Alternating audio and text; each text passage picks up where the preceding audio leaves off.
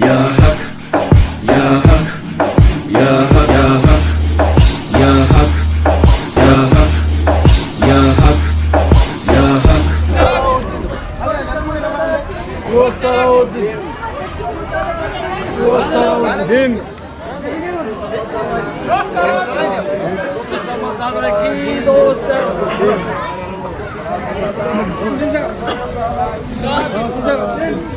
मुअज़्ज़ज़ नाज़रीन अस्सलामु अलैकुम वरहमतुल्लाहि वबरकातुहू। मैं आपका मेज़बान मोहम्मद आमिर क़ादरी फिर से एक बहुत ही ख़ास दरगाह शरीफ की व्लॉग के साथ। नाज़रीन, मैं मौजूद हूँ कर्नाटका की सरज़मीन पर, और कर्नाटका है मुल्क हिंदुस्तान की एक रियासत। कर्नाटका में जो है शाहपुर के करीब में हम मौजूद हैं। शाहपुर एक फ़ेमस टाउन है जो कि गुलबर्गा शरीफ, जो अभी कलबुर्गी जिसे कहते हैं वहाँ से सिर्फ 80 किलोमीटर्स की दूरी पर है। और शाहपुर टाउन के करीब में एक फ़ेमस विलेज है जिसे सगर शरीफ कहते हैं, और वहाँ पर आराम फरमा रहे हैं अल्लाह के एक बहुत ही मशहूर व मारूफ़ वली हज़रत सूफ़ी शाह सरमस्त रहमतुल्लाहि ताला अलैह, जिनका दरबार बहुत ही मशहूर व मारूफ़ है यहाँ पर। तो इन्हीं के दरबार पर आज हम हाज़री देने के लिए जा रहे थे, और मेरे साथ हैं हमारे शागिर्द हुसैन, और यहाँ के हमारे शाहपुर के रहने वाले सब्सक्राइबर हमारे नौमान भाई। इन्होंने यहाँ पर हमें माशाल्लाह दावत दी थी। तकरीबन 1.5-2 साल पहले ही हमारा कांटेक्ट हो गया था। तो आज मुझे मौका मिला भाई, इसलिए कह रहा हूँ कई सब्सक्राइबर कमेंट 1-2 बार करते हैं और नाराज़ होते हैं, हमने 2 बार कह दिया, अभी तक आप आए नहीं हमारे पास। तो मौका कम मिलता है, 1 बाई 1 एक के बाद दूसरी जगह जाना होता है। इंशाल्लाह आप जो कमेंट करके बुलाते हैं मुझे, इंशाल्लाह वहाँ पर भी एक ना एक दिन ज़रूर मैं हाज़िरी देने की कोशिश करूँगा। तो चलिए दरगाह शरीफ चलते हैं। तो नाज़रीन, अल्हम्दुलिल्लाह फ़ाइनली हम लोग पहुँच चुके हैं दरगाह शरीफ, जिसे सानिए करबला भी कहा जाता है, और हमारे बाजू में बिल्कुल हज़रत की मज़ार शरीफ मौजूद हैं। और एक ख़ास बात यह है कि मेरे साथ मौजूद हैं दरगाह शरीफ के सज्जादा नशीन हज़रत सैयद शाह मुजीबुद्दीन सरमस्त साहिब क़िबला, जो कि मेरे साथ बिल्कुल हज़रत मौजूद हैं। और तकरीबन आधे 1 घंटे तक हज़रत से बातचीत होती रही, और हज़रत ने माशाल्लाह बहुत ही खूबसूरत अंदाज़ में हज़रत की मुकम्मल सवाने हयात, जितना भी तारीख़ी हवालों के साथ जो भी हज़रत ने मुताला किया है, उसके साथ हज़रत ने हमें बताया है। और इंशाल्लाह बहुत ही जल्द हज़रत की सवाने हयात पर किताब भी आने वाली है। इंशाल्लाह जब किताब लॉन्च होगी, इंशाल्लाह उसका भी अपडेट हम आपको दे देंगे। तो हज़रत से गुजारिश है कि जितने भी हमारे व्यूअर्स से ख़ास करके दुआ की गुजारिश करते हैं, आप सबके लिए दुआ करें। अल्हम्दुलिल्लाह, आमीन आमीन। तो चलिए दरगाह शरीफ की ज़ियारत करते हैं, और हम लोग सुनते हैं हज़रत सूफ़ी शाह सरमस्त रहमतुल्लाहि ताला अलैह की सवाने हयात। है नजर में जमाले हबीबे खुदा। नाज़रीन, हज़रत सूफ़ी सरमस्त रहमतुल्लाहि ताला अलैह का असल नाम मोहम्मद महमूद फ़ारूक़ी रहमतुल्लाहि ताला अलैह हैं। आपकी पैदाइश 9 रजबुल मुरज्जब 559 हिजरी यानी 559 हिजरी इस्लामिक ईयर बगदाद शरीफ के करीब में मौजूद एक मशहूर शहर सामरा में हुई। आपके वालिद मोहतरम का नाम हज़रत मोहम्मद मुतहरी फ़ारूक़ी रहमतुल्लाहि ताला अलैह हैं, और आपके वालिद शहर सामरा के हुक्मरान और बादशाह थे। नाज़रीन, आपके नाम के साथ फ़ारूक़ी लिखा जाता है। इसकी वजह यह है कि आप अमीरुल मुमिनीन, खलीफतुल मुस्लिमीन, खलीफा दुवम हज़रत सैयदना उमर फ़ारूक़ रज़ियल्लाहु ताला अन्हु की औलाद में से हैं। सुबहान अल्लाह, इसीलिए आपको फ़ारूक़ी कहा जाता है। आपका सिलसिला नसब 16 वास्तों से हज़रत उमर फ़ारूक़ रज़ियल्लाहु ताला अन्हु से जाकर मिल जाता है। हज़रत सूफ़ी सरमस्त रहमतुल्लाहि ताला अलैह के अजदाद किराम मदीना शरीफ के काजी यानी चीफ़ जस्टिस भी रहे हैं। फिर आपके अजदाद किराम मदीना शरीफ से हिजरत फरमाकर शहर सामरा पहुँचे, और शहर सामरा में आपके दादा और आपके वालिद हुक्मरान भी रहे हैं। आपकी वालिदा मुहतरमा हुसैनी सादात में से थीं, यानी आपकी वालिदा मुहतरमा हज़रत इमाम हुसैन रज़ियल्लाहु ताला अन्हु की औलाद में से थीं। तो इस निस्बत से आप वालिद की तरफ से फ़ारूक़ी हैं और वालिदा की तरफ से हुसैनी हैं। सुबहान अल्लाह। حضرت محمد محمود فاروقی المعروف صوفی سرمست اسد الاولیاء رحمۃ اللہ تعالی علیہ اپنے والد کے سب سے بڑے فرزند تھے۔ کیونکہ آپ کے والد بادشاہ تھے تو بچپن ہی سے حضرت کی پرورش بھی شاہانہ انداز میں ہوئی، اور ساتھ ہی ساتھ آپ کے والدین نے حضرت صوفی سرمست رحمۃ اللہ تعالی علیہ کو بچپن ہی سے دینی و دنیاوی تعلیم سے آراستہ کیا تھا، اور آپ نے بچپن ہی میں قرآن شریف کو یاد کر لیا تھا، یعنی آپ بچپن ہی میں حافظ قرآن بھی بن گئے تھے۔ جب آپ سن بلوغ میں پہنچے، یعنی جب آپ جوان ہوئے، تو آپ کا ایک انداز ایسا ہوتا تھا کہ آپ ہمیشہ الگ ہی کیفیت میں رہا کرتے تھے اور سرمستی کے عالم میں رہا کرتے تھے، کیونکہ والد کے بعد آپ ہی کو بادشاہ بننا تھا، مگر آپ کا حال یہ تھا کہ آپ کو حکمرانی اور بادشاہی میں کوئی دلچسپی نہیں تھی۔ جب آپ کے والد محترم نے آپ کی یہ کیفیت دیکھی تو بلخ کی شہزادی، جن کا نام حضرت سیدہ دردانہ بانو رحمۃ اللہ تعالی علیہا ہے، تو ان سے آپ کا نکاح فرما دیا۔ شادی کے بعد بھی حضرت صوفی سرمست رحمۃ اللہ تعالی علیہ الگ ہی کیفیت اور سرمستی کے عالم میں رہا کرتے تھے، اور کبھی کبھی دل بہلانے کے لیے جنگلوں میں شکار کے لیے چلے جاتے تھے۔ ایک دن آپ شکار کے لیے گئے ہوئے تھے، اور شکار کرتے کرتے آپ اتنا آگے نکل گئے کہ آپ اپنے ساتھیوں سے بچھڑ جاتے ہیں۔ پھر آپ اپنے ساتھیوں کو ڈھونڈنے لگتے ہیں، اور ڈھونڈتے ڈھونڈتے آپ کو پیاس لگتی ہے، اور ساتھ ہی ساتھ آپ جس گھوڑے پر سوار تھے وہ گھوڑا بھی ظاہر ہے کہ پیاسا ہو گیا تھا۔ پھر آپ پانی کی تلاش کرنے لگے تو ایک پہاڑی پر آپ کو چراغ جلتا ہوا نظر آیا، تو آپ نے سوچا کہ کوئی شخص یہاں پر ہو سکتا ہے، تو آپ اپنے گھوڑے کے ساتھ اس پہاڑ پر گئے اور گھوڑے کو ایک جگہ پر باندھ کر کے اس چراغ کی روشنی کی طرف آگے بڑھتے ہیں۔ جب آپ اس چراغ کی روشنی کے قریب پہنچے تو دیکھتے ہیں کہ وہاں پر ایک مجذوب بزرگ اللہ کے ذکر میں بیٹھے ہوئے تھے، تو آپ ان کے پاس جاتے ہیں، سلام کرتے ہیں، اور پھر کہتے ہیں کہ میں پیاسا ہوں، کیا آپ مجھے پانی پلا سکتے ہیں؟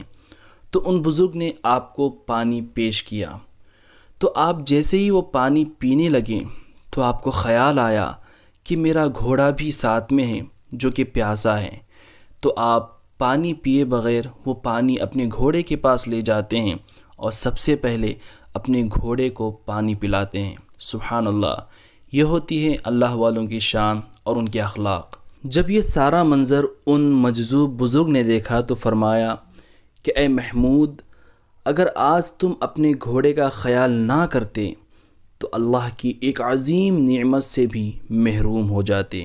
اللہ اکبر، یعنی اللہ کی طرف سے یہ ایک آزمائش تھی جس میں حضرت صوفی سرمست رحمۃ اللہ تعالی علیہ کامیاب ہو گئے۔ دوستوں، جب اللہ تعالیٰ کسی بندے کو دنیا میں مشہور و معروف کرنا چاہتا ہے اور لوگوں کے دلوں میں ان کے لیے محبت پیدا کرنا چاہتا ہے تو کوئی نہ کوئی وجہ اور اسباب پیدا فرما دیتا ہے۔ بہرحال ان مجذوب بزرگ کی باتوں کا حضرت صوفی سرمست رحمۃ اللہ تعالی علیہ پر ایک گہرا اثر ہوا، تو حضرت صوفی سرمست رحمۃ اللہ تعالی علیہ ان مجذوب بزرگ کے ساتھ ہی رہنے لگے تاکہ اور بھی فیض حاصل کر سکیں اور معرفت کا جام پی سکیں۔ مگر یہاں محل میں یہ افواہ پھیل گئی کہ ولی عہد یعنی سلطان کے شہزادے حضرت صوفی سرمست رحمۃ اللہ تعالی علیہ جنگل میں گم ہو گئے ہیں، یا پھر کسی نے کہا کہ جنگلی جانور آپ کو کھا گئے ہیں، اور یہاں محل میں آپ کے اہل و عیال بھی پریشان رہنے لگے۔ ان مجذوب بزرگ نے آپ کو حکم دیا کہ آپ واپس محل میں لوٹ جائیں اور اپنے فرائض کو انجام دیں۔ جب آپ واپس محل میں لوٹیں تو دیکھا کہ آپ کے والد محترم کا وصال ہو چکا تھا۔ پھر آپ بادشاہ بنے اور چند دنوں تک آپ وہاں کے حکمران رہیں، اور پھر ایک عرصے کے بعد آپ نے اپنے تخت و تاج کو خیر آباد کہہ دیا، اور پھر اپنے اہل و عیال کو ساتھ لے کر بغداد شریف کے لیے روانہ ہو گئے۔ جب آپ بغداد شریف کے لیے روانہ ہونے والے تھے تو آپ کے اہل و عیال کے ساتھ آپ کی کئی سارے وزراء اور دوسرے لوگ بھی آپ کے قافلے کے ساتھ شامل ہو گئے تاکہ دین اسلام کی تبلیغ کر سکیں۔ یہ اللہ کا ولی صرف دین اسلام کی خاطر، اللہ اس کے رسول کی خاطر اپنے شاہی تخت و تاج کو ٹھکرا کر کے فقیرانہ لباس میں چل دیے ہیں بغداد کی جانب۔ اللہ اکبر۔ جب حضرت صوفی سرمست رحمۃ اللہ تعالیٰ علیہ بغداد شریف میں پہنچے تو آپ وہاں سرکار شیخ عبد القادر جیلانی، سرکار غوث اعظم دستگیر رضی اللہ تعالیٰ عنہ کے شہزادے حضرت سید شیخ عبد الوہاب قادری رحمۃ اللہ تعالیٰ علیہ کے یہاں مہمان بن کر رہیں۔ پھر حضرت سید عبد الوہاب قادری رحمۃ اللہ تعالیٰ علیہ سے آپ نے خوب سارا فیض حاصل کیا۔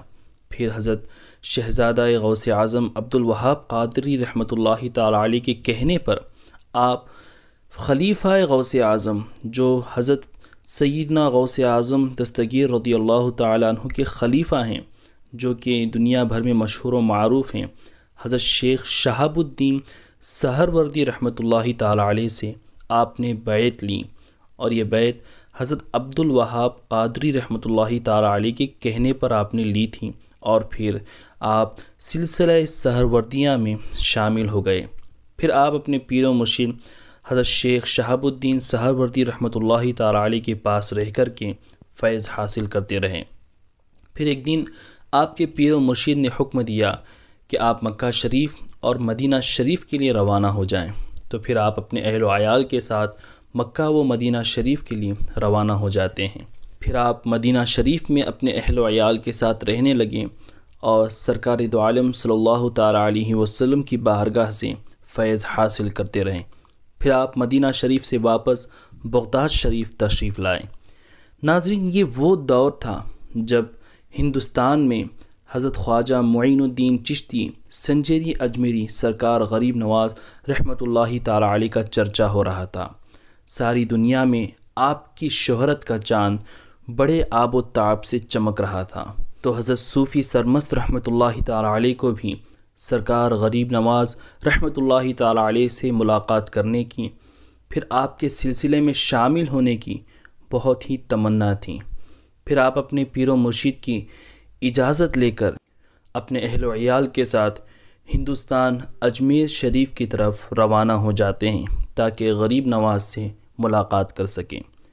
جب آپ مہینوں اور سالوں کا سفر کرتے ہوئے اجمیر شریف پہنچے تو پتہ چلتا ہے کہ سرکار غریب نواز رحمۃ اللہ تعالیٰ علیہ کا وصال ہو چکا ہے۔ حضرت صوفی سرمست رحمۃ اللہ تعالیٰ علیہ کو اس بات کا بہت ہی زیادہ افسوس ہوا کہ ظاہری طور پر سرکار غریب نواز سے آپ کی ملاقات نہیں ہو سکی، مگر آپ اجمیر شریف میں رہ کر کے کئی دن تک آپ نے چلا فرمایا۔ پھر آپ اجمیر شریف سے سرکار غریب نواز رحمۃ اللہ تعالیٰ علیہ کے خلیفہ حضرت خواجہ قطب الدین بختیار کاکی رحمۃ اللہ تعالیٰ علیہ سے ملاقات کے لیے دلی پہنچے، اور یہاں پر حضرت خواجہ قطب الدین بختیار کاکی رحمۃ اللہ تعالیٰ علیہ سے ملاقات کی۔ یہ وہ وقت تھا جب حضرت خواجہ قطب الدین بختیار کاکی رحمۃ اللہ تعالیٰ علیہ کا آخری زمانہ چل رہا تھا، یعنی غریب نواز کے وصال کے چند ہی مہینوں بعد حضرت خواجہ قطب الدین بختیار کاکی کا بھی وصال ہو چکا تھا، اور جب حضرت صوفی سرمست رحمۃ اللہ تعالیٰ علیہ سے آپ کی ملاقات ہوئی تو وہ آپ کا آخری زمانہ تھا۔ پھر حضرت خواجہ قطب الدین بختیار کاکی رحمۃ اللہ تعالیٰ علیہ حضرت صوفی سرمست رحمۃ اللہ تعالیٰ علیہ کو حکم دیتے ہیں کہ آپ ان کے خلیفہ حضرت بابا فرید الدین گنج شکر رحمۃ اللہ تعالیٰ علیہ کے پاس چلے جائیں، تو آپ پاک پٹن میں حضرت بابا فرید الدین گنج شکر رحمۃ اللہ تعالیٰ علیہ کی بارگاہ میں حاضر ہوتے ہیں، اور حضرت بابا فرید الدین گنج شکر کے دستے مبارک پر تجدید بیعت کرتے ہیں اور سلسلہ چشتیہ میں داخل ہو جاتے ہیں۔ سبحان اللہ۔ پھر آپ ایک عرصے تک حضرت بابا فرید الدین گنج شکر رحمۃ اللہ تعالیٰ علیہ کی بارگاہ میں حاضر رہتے ہیں اور آپ کی خانقاہ میں رہ کر فیض حاصل کرتے رہتے ہیں۔ ایک مرتبہ کا واقعہ ایسا ہوتا ہے کہ حضرت بابا فرید الدین گنج شکر رحمۃ اللہ تعالیٰ علیہ نے اپنے مریدوں سے فرمایا کہ اس صوفی کو میرے پاس لاؤ جو سرمستی کے عالم میں ہو۔ تو جیسے کہ میں نے آپ سے شروع ہی میں کہا تھا کہ حضرت صوفی سرمست رحمۃ اللہ تعالی علیہ شروع ہی سے کیف و مستی کے عالم میں رہا کرتے تھے اور یاد الہی میں ہمیشہ مشغول رہا کرتے تھے۔ تو جب آپ کے مریدین ایسے صوفی کی تلاش میں نکلے جو سرمستی کے عالم میں ہو، تو آپ کے مریدوں کی نظر حضرت خواجہ صوفی سرمست رحمۃ اللہ تعالی علیہ پر پڑی، اور جب حضرت محمود فاروقی رحمۃ اللہ تعالی علیہ بابا فرید الدین گنج شکر کی بارگاہ میں حاضر ہوئے تو بابا صاحب نے آپ کو صوفی سرمست کا خطاب عطا فرمایا۔ تبھی سے محمد محمود فاروقی صوفی سرمست کے نام سے مشہور ہوئے اور یہی آپ کی عرفیت بھی ہوئی۔ پھر حضرت صوفی سرمست رحمۃ اللہ تعالی علیہ کو بابا صاحب نے حکم دیا کہ آپ دہلی غیاث پور میں حضرت خواجہ نظام الدین اولیاء کے پاس چلے جائیں، اور حضرت خواجہ نظام الدین اولیاء حضرت بابا فرید الدین گنج شکر کے خلیفہ و مرید تھے۔ پھر آپ اپنے پیر و مرشد کے حکم سے دہلی غیاث پور میں حضرت نظام الدین اولیاء رحمۃ اللہ تعالی علیہ کی بارگاہ میں حاضر ہوئے اور یہیں پر رہنے لگے۔ ایک دن دکن کے علاقے سے چند بزرگ حضرت نظام الدین اولیاء رحمۃ اللہ تعالی علیہ کی بارگاہ میں حاضر ہوئے اور عرض کرنے لگے کہ حضور، دکن کے علاقے میں دین اسلام کی تبلیغ کی سخت ضرورت ہے۔ وہاں کے راجہ مہاراجہ ہمیں دین کا کام کرنے سے روکتے ہیں، ہمیں ایک امیر کی ضرورت ہے، تو آپ ہمیں ایک امیر عنایت فرمائیں۔ تو حضرت نظام الدین اولیاء رحمۃ اللہ تعالی علیہ نے حضرت محمد محمود فاروقی المعروف صوفی سرمست اسد الاولیاء رحمۃ اللہ تعالی علیہ کو حکم دیا کہ آپ دکن کی جانب روانہ ہو جائیں اور وہاں پر جا کر کے دین اسلام کی تبلیغ کریں، اور ساتھ ہی ساتھ آپ کو حضرت بابا فرید الدین گنج شکر کے حکم سے حضرت نظام الدین اولیاء نے اپنی خلافت سے بھی نوازا اور خلافت چشتیہ سے آپ کو سرفراز فرمایا۔ ناظرین، جب حضرت صوفی سرمست رحمۃ اللہ تعالی علیہ کو خلافت چشتیہ حاصل ہوئی، اس وقت حضرت صوفی سرمست رحمۃ اللہ تعالی علیہ کی عمر شریف تقریباً 99 یا 100 سال کی تھی، یعنی 99 یا 100 ایئرس کی عمر آپ کی ہو چکی تھی۔ اللہ اکبر۔ ناظرین، آپ اس بات پر غور کریں کہ سب سے پہلے حضرت صوفی سرمست رحمۃ اللہ تعالی علیہ نے شہزادہ غوث اعظم حضرت عبد الوہاب رحمۃ اللہ تعالی علیہ کے کہنے پر حضرت شہاب الدین سہروردی رحمۃ اللہ تعالی علیہ سے بیعت لی اور سہروردی سلسلے میں داخل ہوئے۔ پھر آپ کی خواہش تھی کہ چشتیہ سلسلے میں آپ شامل ہوں، تو آپ حضرت بابا فرید الدین گنج شکر سے پھر آپ نے تجدید بیعت کی اور سلسلہ چشتیہ میں داخل ہوئے۔ اس طریقے سے آپ حضرت بابا فرید الدین گنج شکر کے مرید ہیں۔ پھر آپ کو خلافت حضرت نظام الدین اولیاء رحمۃ اللہ تعالی علیہ سے حاصل ہوئی۔ تو اس طریقے سے آپ مرید ہوئے بابا فرید الدین گنج شکر کے اور خلیفہ ہوئے حضرت نظام الدین اولیاء رحمۃ اللہ تعالی علیہ کے۔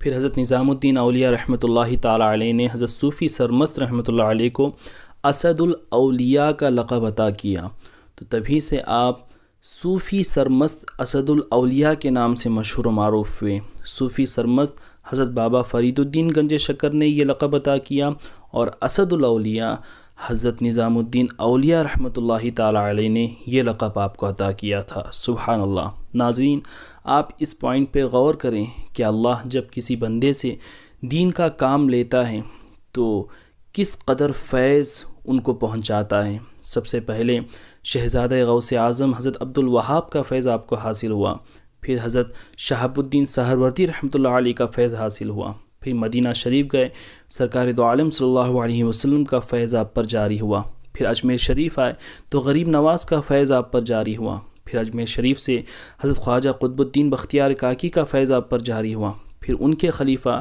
حضرت بابا فرید الدین گنج شکر کا فیض آپ پر جاری ہوا، پھر ان کے خلیفہ حضرت نظام الدین اولیاء رحمۃ اللہ تعالی علیہ کا فیض آپ پر جاری و ساری ہوا۔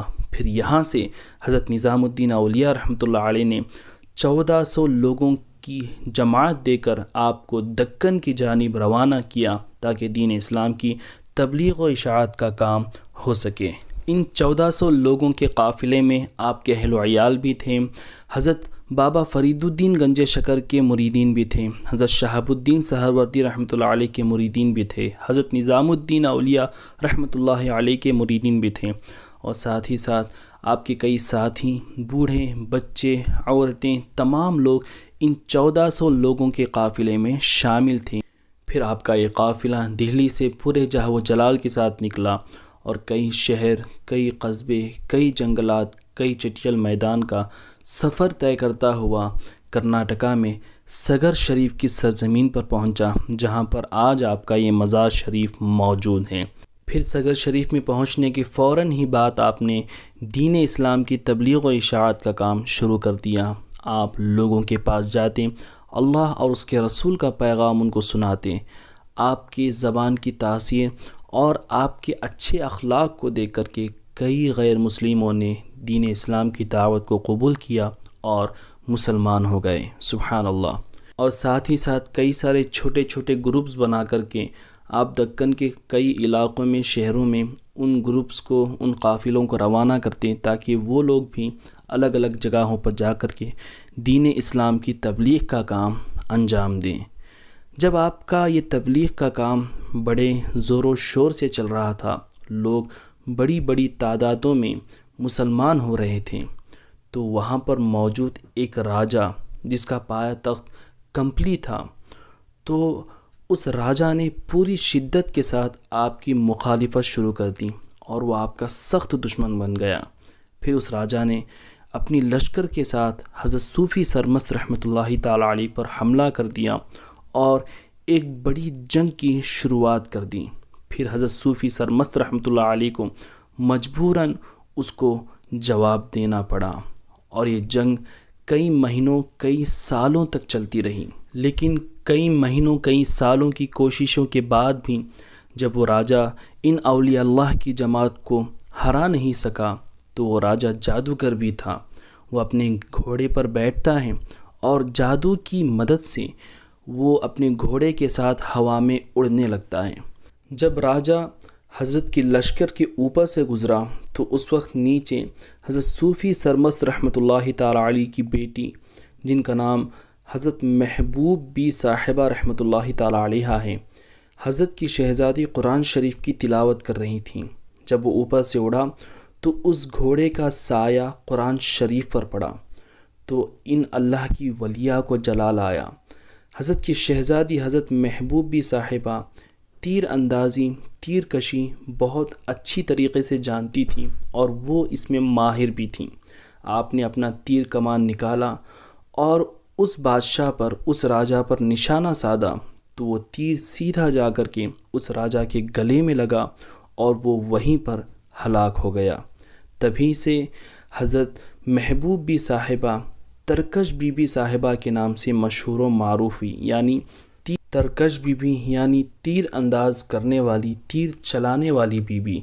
تو اسی لقب سے حضرت محبوب بھی ترکش بی بی کے نام سے مشہور و معروف ہوئی۔ پھر جب یہ بات حضرت صوفی سرمست اسد الاولیاء رحمۃ اللہ تعالی علیہ کو یہ بات پتہ چلی تو آپ ناراض ہوئے اور فرمانے لگے کہ تیر چلانے کی کیا ضرورت تھی، ہو سکتا ہے وہ راجا آگے چل کر ایمان بھی قبول کر سکیں۔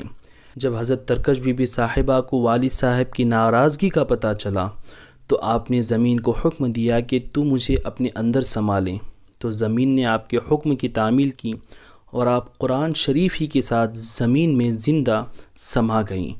اور جب آپ زمین میں تشریف لے گئیں تو آپ کی چوٹی کے بال کا تھوڑا سا حصہ باہر ہی رہ گیا، پھر اس پر ایک چھوٹی سی مزار بنا دی گئی جو کہ آپ زیارت کر رہے ہیں۔ حضرت صوفی سرمست رحمۃ اللہ علیہ کی مزار کے پاس جب ہم جاتے ہیں تو رائٹ سائڈ ہی میں سیڑھیوں کے پاس یہ جو چھوٹی سی مزار ہے، یہ حضرت کی شہزادی حضرت ترکش بی بی صاحبہ کی مزار شریف ہے جو کہ آپ زیارت کر رہے ہیں۔ بہرحال اس راجا کے مرنے کے بعد 672 ہجری یعنی 672 ہجری اسلامک ایئر میں یہ جنگ ختم ہوئی۔